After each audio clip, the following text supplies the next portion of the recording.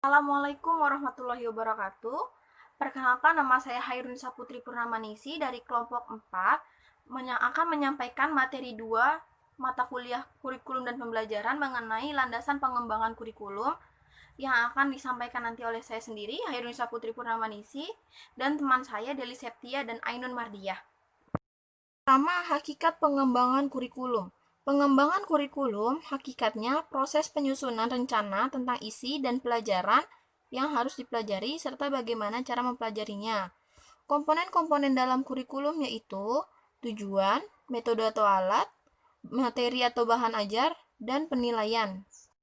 Kurikulum ini memiliki peranan penting dalam sistem pendidikan. Oleh sebab itu, pengembangan kurikulum harus didasarkan pada landasan yang kuat serta prinsip-prinsip yang sesuai, agar tidak terjadi kesalahan dan kekeliruan dalam implementasi pendidikan. Selanjutnya, menurut Nanasha Odih Sukmadinata, kurikulum dikembangkan berdasarkan prinsip-prinsip berikut ini.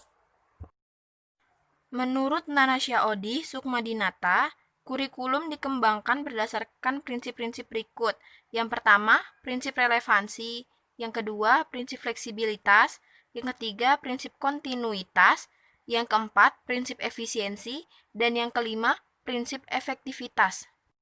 Selanjutnya, saya akan menjabarkan dari kelima prinsip tersebut. Yang pertama, prinsip relevansi.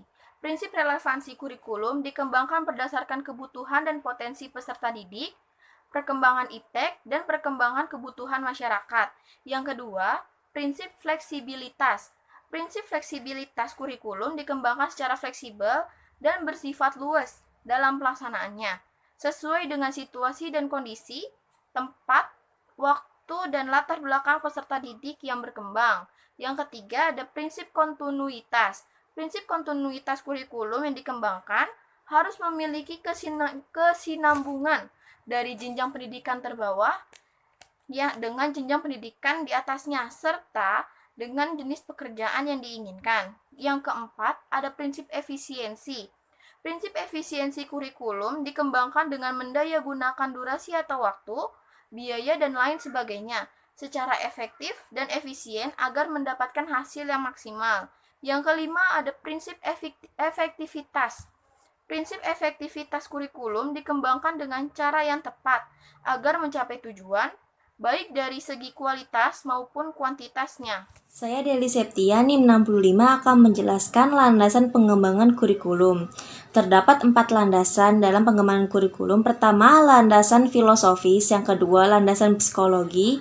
Yang ketiga, landasan sosial budaya. Yang keempat, landasan perkembangan ilmu dan teknologi. Landasan filosofis dalam penyusunan kurikulum berarti bahwa dalam penyusunan kurikulum hendaknya berdasarkan dan terarah pada filsafat yang bangsa anut. Ada pengertian filsafat. Pertama, filsafat dalam arti proses atau produk. Kedua, filsafat sebagai ilmu atau pandangan hidup. Ketiga, filsafat dalam arti teori atau praktis. Dalam hal ini, prinsip-prinsip ajaran filsafat yang dianut oleh suatu bangsa seperti Pancasila, kapitalisme, sosialisme, komunisme, dan sebagainya dapat digolongkan secara falsafah dalam arti produk atau sebagai pandangan hidup dan falsafah dalam arti praktis. Setiap orang sadar atau tidak sadar pasti punya pandangan hidup yang mengandung sistem nilai yang berisi menurut anggapan yang bersangkutan tentang benar, salah, baik, buruk, dan berbagai pedoman hidup yang menjelma pada yang bersangkutan menjadi watak atau karakter. Setiap nilai yang akan menjiwai untuk semua kegiatan yang akan dilakukan tiap-tiap individu. Seseorang yang mengikuti paham demokratis, misalnya segala tindakannya akan dijiwai oleh sikap demokratis. Ia tunduk terhadap suara terbanyak, menghargai perbedaan pendapat, menghargai hak asasi manusia, mempersilahkan terlebih dahulu buat yang punya hak, dan sebagainya. Pandangan hidup bangsa Indonesia adalah Pancasila.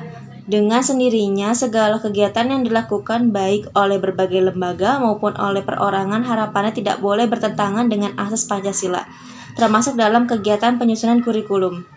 Pancasila dijadikan suatu ideologi bangsa Indonesia. Ideologi sendiri adalah suatu gagasan yang berdasarkan pemikiran yang sedalam-dalamnya dan merupakan hasil pemikiran falsafi.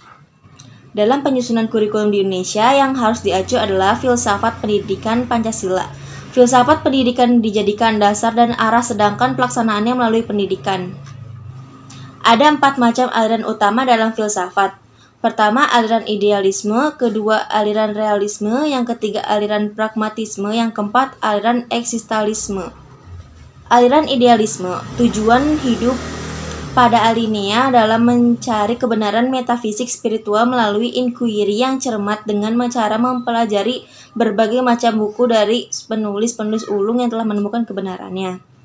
Yang kedua, aliran realisme. Tujuan hidup pada aliran ini adalah memperbaiki dan meningkatkan pemahaman manusia tentang jagat raya yang melalui penelitian ilmiah, karena kebenaran hanya ditemukan melalui percobaan-percobaan untuk menemukan hukum-hukum alam. Ketiga, aliran pragmatisme.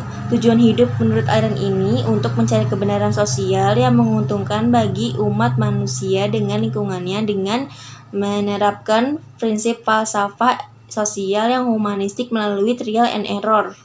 Yang keempat, aliran eksistensialisme. Tujuan hidup menurut aliran ini ialah untuk menyempurnakan diri sesuai norma yang dipilih sendiri secara bebas dapat merealisasikan diri.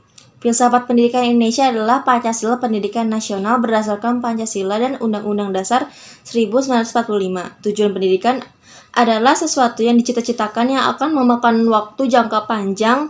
Oleh karena itu, tujuan pendidikan dapat dibagi menjadi 3 tahap, yaitu tahap jangka panjang, jangka menengah, dan jangka pendek. Landasan psikologi. Psikologi dalam Ensiklopedia Indonesia berarti suatu kebenaran atau pendirian yang dijadikan pokok suatu keterangan. Landasan psikologi berarti kegiatan yang mengacu pada hal-hal yang bersifat psikologi. Yang mana kita ketahui, manusia adalah makhluk yang bersifat unitas multiplex yang terdiri atas 9 aspek psikologi yang kompleks, tetapi satu aspek tersebut dikembangkan dengan perantara berbagai mata pelajaran yang tercantum dalam kurikulum. Pertama adalah aspek ketakwaan, yaitu dikembangkan dengan kelompok bidang agama seperti pelajaran agama Islam dalam kurikulum.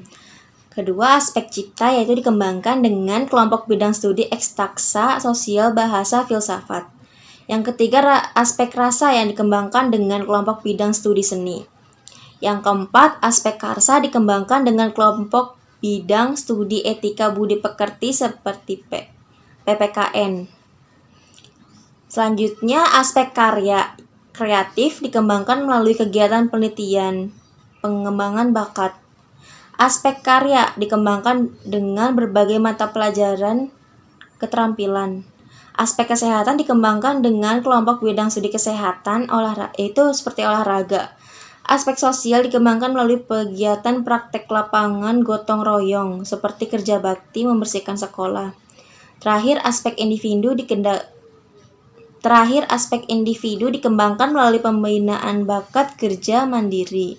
Sprenger mengungkapkan bahwa jiwa terbagi menjadi 2, yaitu jiwa bersifat subjektif dan objektif. Jiwa objektif tertampang pada fenomena kebudayaan agama dan seni. Berbagai aspek kelapangan hidup tersebut perlu dapat perhatian bagi para pengembang kurikulum untuk dijadikan pertimbangan isi bahan ajar.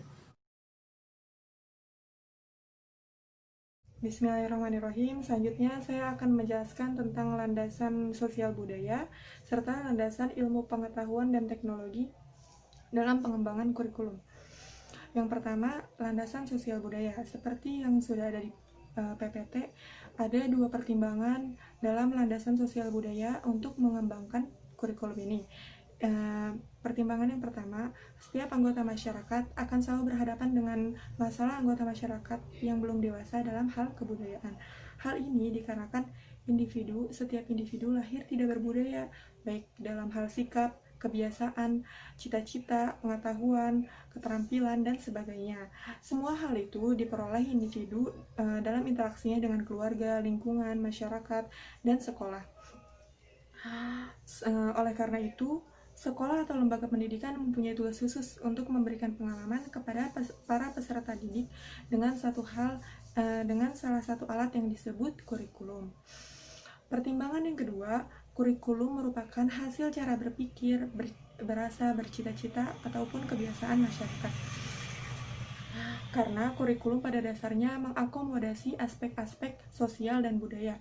Aspek sosiologis adalah yang berkenaan dengan kondisi sosial masyarakat yang beragam, seperti masyarakat industri, masyarakat nelayan, masyarakat pertanian, dan lain-lain.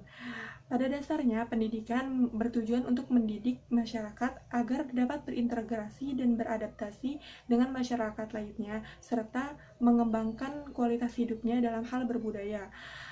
Oleh karena itu, kurikulum ini merupakan salah satu alat yang digunakan lembaga pendidikan dalam hal mencapai tujuan pendidikan tersebut. Selanjutnya, landasan ilmu pengetahuan dan teknologi.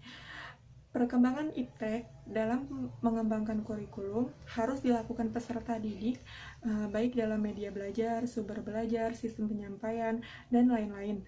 Hal ini dikarenakan pendidikan harus sesuai dengan perkembangan zaman, sehingga perkembangan kurikulum juga harus disesuaikan dengan perkembangan zaman. Baik, sekian penjelasan dari kelompok 2. Kurang lebihnya kami mohon maaf. Terima kasih. Wassalamualaikum warahmatullahi wabarakatuh.